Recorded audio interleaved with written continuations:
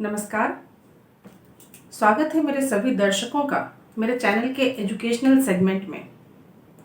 आज जिस विषय पे हम चर्चा करने जा रहे हैं वो एक बहुत ही संवेदनशील विषय है और काफ़ी समय से दिल में उथल पुथल मच रही है कि मैं इस बात को रखूं, और ख़ासकर जब मैं एक टीचर हूं तो ये मेरा नैतिक कर्तव्य भी बनता है कि मैं अपनी बात को इस तरह से रखूं।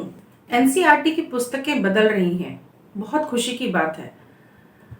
खासकर मैं व्यक्तिगत रूप से मोदी सरकार को धन्यवाद देना चाहती हूँ, क्योंकि बहुत सारी ऐसी अवांछनीय चीज़ें थी इन पुस्तकों में जिसे हटाया जा रहा है। हाँ, ये जरूर है कि इसे हलाल पद्धति से हटाया जा रहा है, जबकि ज़रूरत थी इसे झटका पद्धति से हटाने की। हाँ, मैं उन पुस्तकों की ही बात कर रही हूँ जो 6 to 8 में बच्चों को पढ़ाई जाती हैं।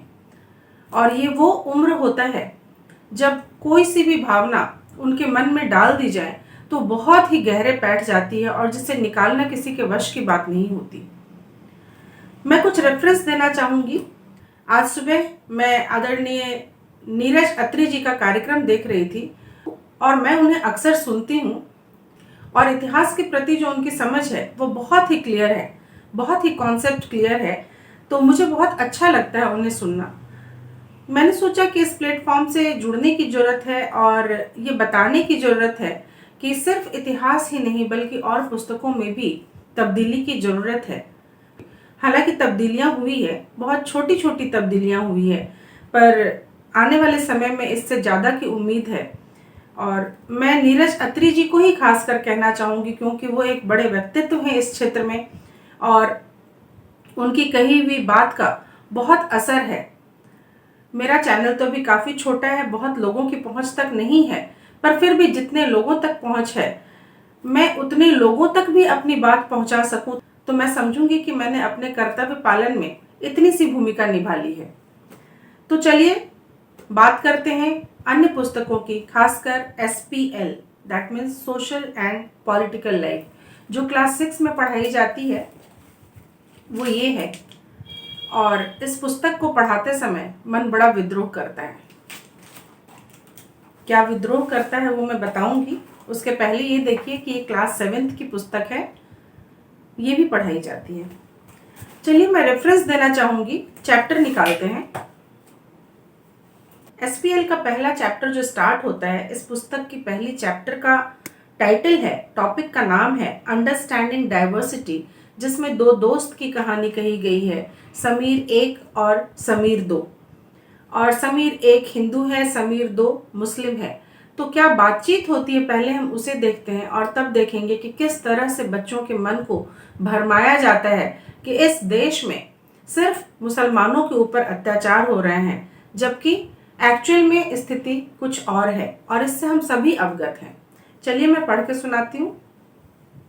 कहानी का हिस्सा है कि I had meant it as a joke made up for a small rat boy who sold newspaper at the Janpath crossing at the busy intersection. Every time I cycled past, he would run after me, holding out the newspaper and screaming out the evening's headlines in a mixture of Hindi and English words. This time, I stopped by the pavement and asked for the Hindi paper. His mouth fell open. एक लड़के की जो बात हो रही है वो ये कि एक लड़का जब उधर साइकिल से गुजरता है तो हर दिन शाम को एक बच्चा न्यूज़पेपर बेचता हुआ आता है, जो कि अंग्रेजी और हिंदी के टूटे फूटे शब्दों में अखबार की बिक्री करता है। तो एक दिन वो उस जनपथ पे रुक जाता है, जो साइकिल वाला बच्चा होता है वो जनपथ पे रुक जाता है और उससे हिंदी पेपर मांगता है। तो जो बच्चा पेपर बेच रहा है वो ये कहता है कि you mean you know Hindi? He asked. Of course I said as I paid for the paper. Why? What did you think? क्यों, तुम क्या सोचते हो? He paused. But you look so अंग्रेज. He said, you mean you can even read Hindi? बच्चा paper बेच रहा होता है, उसे बहुत ताजुब होता है कि ये बच्चा जो साइकिल से जा रहा है क्या उसे हिंदी आती है। उसे बहुत ताजुब से वो पूछता है कि क्या आपको हिंदी आती है? तो जहां तक दोस्ती दिखाई जाती है दोनों में वहां तक ठीक है। अब हम बढ़ते हैं आगे, जहां पे क्या फर्क आ जाता है, जहां पे अचानक से दो रिलीजन की बात आ जाती है और जहां पे अचानक से एक छोटे से बच्चे, साइकिल वाले बच्चे के मन में ये भर जाता है कि हमारे दोस्त के साथ ऐसा मिसहैपनिंग हो गया, जहां पे साइकिल वाले बच्चे के कोमल मन में ये भावना आ जाती है कि उसके दोस्त के साथ काफी बुरा हुआ। चलिए आगे देखते हैं क्या कन्वर्सेशन होता है दोनों दोस्तों में। Of course I can, I said this time a little impatiently. I can speak, read and write Hindi. Hindi is one of the subject I study in school. Cycle वाला बच्चा बताता है कि मैं पढ़ भी सकता हूँ, लिख भी सकता हूँ और बोल भी सकता हूँ, क्योंकि ये वो विषय है जो हमें स्कूल में पढ़ाया जाता है। लेकिन जो बच्चा एक्चुअली पेपर बेच रहा है वो ऐसे विषयों से वाकिफ नहीं है, क्योंकि वो स्कूल नहीं गया है। यहाँ पे ये दर्शाने की कोशिश की जा रही है कि जो हिंदू बच्चा है वो स्कूल जा रहा है, लेकिन जो मुस्लिम बच्चा है वो स्कूल नहीं गया है, क्योंकि उसे आर्थिक सुविधाएं उस कदर नहीं मिली हैं। Subjects he asked, how could I explain what a subject was to someone who had never been to school? Well, it is something, I began, but the lights changed and the honking behind me grew 100-fold and I let myself be pushed along the rest of the traffic. तो प्रतिदिन दोनों बच्चों की मुलाकात उसी traffic light पे, जनपद के उसी ट्रैफिक लाइट पे होती है, जहां कुछ क्षणों के लिए ही उनकी बातचीत होती है। बात कभी कंप्लीट नहीं होती, क्योंकि जैसे ही बात होती रहती है उसी समय लाइट चेंज हो जाता है और बच्चा वहां से चला जाता है। तो प्रतिदिन बात कुछ अधूरी रह जाती है। So the next day he was there again, smiling at me and holding out a Hindi paper. भैया, he said, आपका अखबार। अब बताइए ये सब्जेक्ट क्या चीज है? जो पेपर बेचने वाला बच्चा है वो साइकिल वाले बच्चे से पूछता है कि ये सब्जेक्ट क्या चीज है।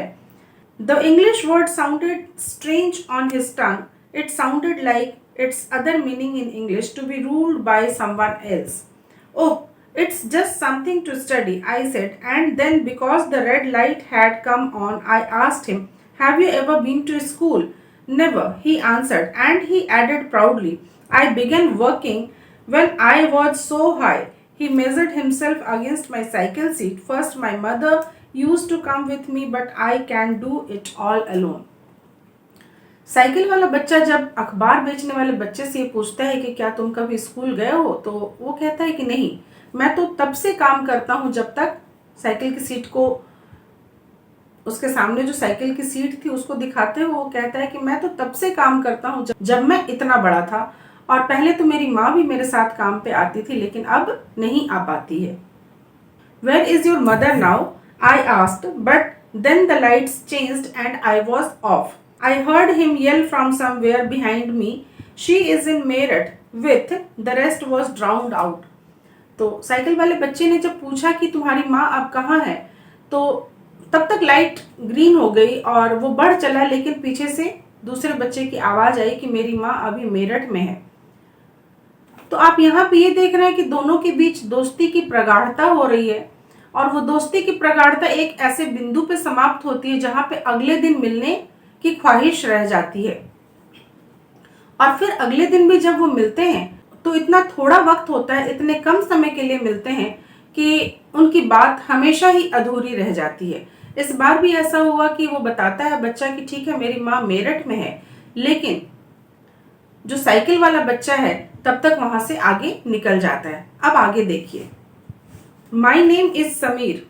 अगले दिन की बात है। My name is Sameer, he said the next day, and very shyly he asked, what's yours? It was incredible. My bicycle whopped. My name is Sameer too. I said, what? His eyes lit up. Yes, I grinned at him. It's another name for Hanuman's father. You know. अगले दिन जब paper बेचने वाला बच्चा उससे पूछता है कि तुम्हारा नाम क्या है, तो वो कहता है समीर। और अगले दिन जब वो मिलते हैं तो अखबार बेचने वाला कहता है कि मेरा नाम समीर है, और बहुत ही शर्माते हुए, बहुत शाई करते हुए वो पूछता है कि तुम्हारा क्या नाम है। तो साइकिल वाला बच्चा बोलता है कि मेरा भी नाम समीर है। ये सुन के अखबार बेचने वाले बच्चे की आंख में एक रोशनी सी आ जाती है, एक चमक सी आ जाती है। ऐसा होता है कि जब दो व्यक्तियों का नाम सेम होता है, हम नाम होते हैं लोग, तो लोगों को एक तरह की खुशी होती है, एक तरह का जुड़ाव महसूस होता है। ऐसा ही जुड़ाव उसे महसूस हुआ जब उसने देखा कि अच्छा, दोनों का नाम समीर है। फिर साइकिल वाला जो समीर है वो ये बताता है कि ये हनुमान जी का एक अन्य नाम है। So now you are Sameer 1 and I am Sameer 2। अब तुम समीर 1 होता है ना, स्कूल में भी जब दो नाम के बच्चे होते हैं तो उन्हें 1-2 कह के संबोधित कर दिया जाता है, 1-2 कह के संबोधित कर दिया जाता है। वैसे ही ठीक है, जब हमारा नाम सेम है तो अब से तुम समीर 1 हो और मैं समीर 2 हूँ। तो अखबार बेचने वाला बच्चा बहुत ही विजय के अंदाज में कहता है कि तो ठीक है, अब से तुम समीर 1 हो और मैं समीर 2 हूँ।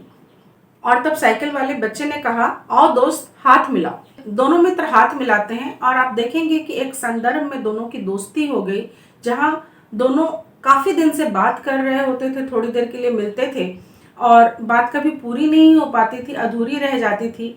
और एक दिन आया जब वो एक दूसरे का नाम पूछ सके और उन्हें एक जुड़ाव महसूस हुआ और दोनों की दोस्ती हो गई। अभी उनका बैकग्राउंड क्या है ये किसी को नहीं पता, ये अगली मुलाकात में पता चलेगा। तो चलिए आगे बढ़ते हैं। So the next day he did not have his usual smile for me. There is trouble in Meerut, he said. Many people are being killed there in a riot. I looked at the headlines, communal riots. It blazed, but Sameer, I began. I am Muslim Sameer. अगले दिन की मुलाकात में क्या होता है कि cycle वाला समीर ये कहता है कि हर दिन की तरह उस समीर के चेहरे पे वो मुस्कान नहीं थी मेरे लिए जो कि हर दिन हुआ करती थी। तो इसकी वजह क्या थी मुस्कान नहीं होने के पीछे? वो पूछता है कि क्या हुआ, तो वो कहता है कि सब कुछ ठीक नहीं है क्योंकि मेरठ में एक दंगा हो गया है। और जाहिर सी बात है कि ज़्यादातर दंगे के नाम पे आपको पता है कि दंगा हिंदू और मुस्लिमों के बीच होता है। अखबार बेचने वाला बच्चा ये कहता है कि मेरठ में दंगा हो गया है और इसी वजह से उसका चेहरा उतरा हुआ है, वो दुखी है।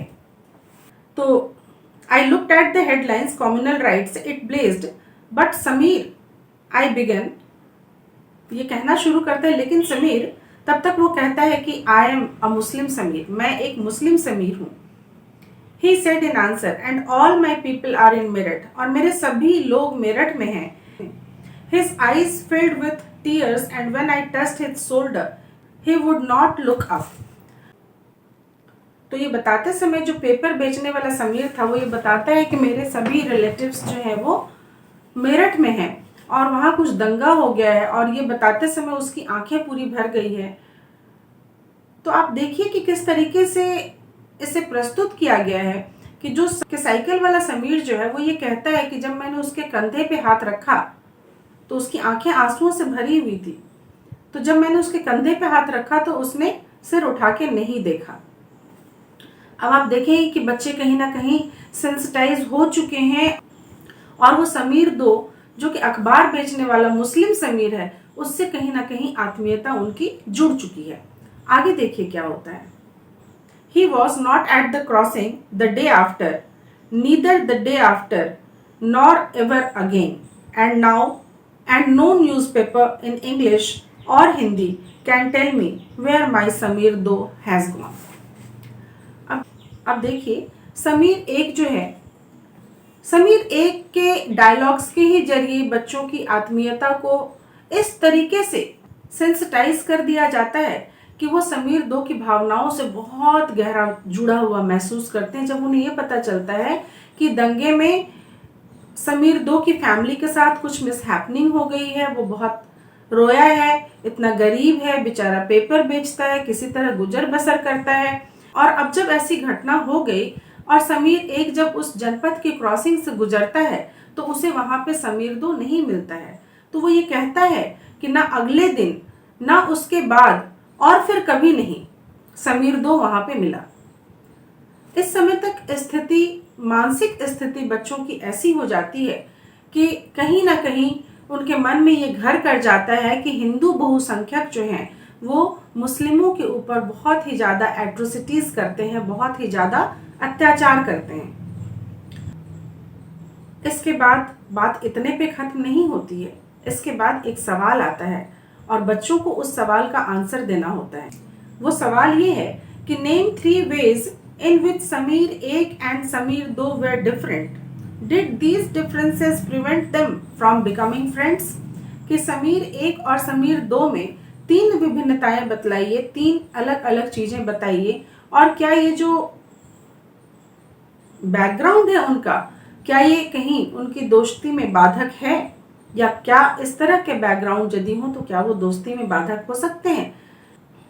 तो जिस तरह से इतिहास की पुस्तकों में एक प्लान्ड तरीके से हिस्टोरियंस ने लिखा और बिल्कुल ब्रेन वॉश कर दिया गया है बच्चों का, और आज वे बच्चे जो उन पुस्तकों को पढ़कर निकले हैं, कहीं ना कहीं मुगल्स को, कहीं ना कहीं दिल्ली सुल्तान्स को ये हीरो मानते हैं, और हिंदू राजाओं की तो कहीं कोई चर्चा ही नहीं की गई। जो सबसे बड़े महान राजा लोग हुए उनका बस 1 या 2 लाइन में जिक्र भर कर दिया गया है। तो वही चीजें एसपीएल की पुस्तकों के साथ भी हुई हैं। वही चीज एसपीएल की पुस्तकों के साथ भी हुई है। क्लास 6 के एसपीएल के फर्स्ट चैप्टर में पहला छोड़ के दूसरे पन्ने में बच्चे को उस भावना से जोड़ दिया जाता है कि हिंदू बहुसंख्यक जो है वो मुस्लिमों के ऊपर अत्याचार करता है, और इस तरह के दंगे में उनका पूरा का पूरा परिवार खत्म हो जाता है। और ये जो हो रहा है ये बिल्कुल भी सही नहीं हो रहा है, और इस तरह से बच्चे को एक खास कौम के प्रति ना सिर्फ संवेदनशील बना देता है, बल्कि अपनी कौम के प्रति उसे कहीं ना कहीं ये लगता है कि ये सही नहीं हो रहा है जो कुछ भी हो रहा है। जबकि कहानी दरअसल यदि देखिए तो बिल्कुल ही उल्टी है, लेकिन इसे इस तरीके से एनसीईआरटी की पुस्तकों में समावेशित किया गया है। इसके भी बदलाव की आवश्यकता है। न सिर्फ इतिहास की पुस्तकों के बदलाव की आवश्यकता है, बल्कि इसके भी बदलाव की आवश्यकता है। इस तरह की कहानियों के बदलाव की आवश्यकता है। इस तरह की पृष्ठभूमि जो दी गई है इसके बदलाव की आवश्यकता है। तो ये क्लास 6 के साथ ये बदलाव जितनी जल्दी हो जाए उतना अच्छा है।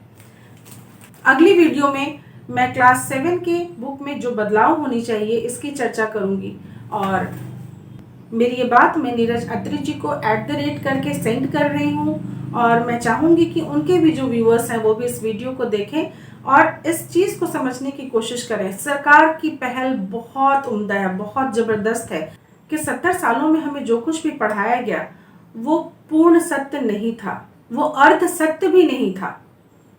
तो ज़रूरत है अब सत्य को सामने लाने की, और गवर्नमेंट काफ़ी कुछ कर रही है इस दिशा में। हम उम्मीद करें कि आने वाले समय में हमें अच्छा पॉजिटिव इतिहास पढ़ने को मिलेगा, अच्छा पॉजिटिव एसपीएल पढ़ने को मिलेगा। धन्यवाद मेरे इस वार्तालाप सेशन से जुड़ने के लिए। मिलते हैं अगले वीडियो में। Thank you so much for watching my video.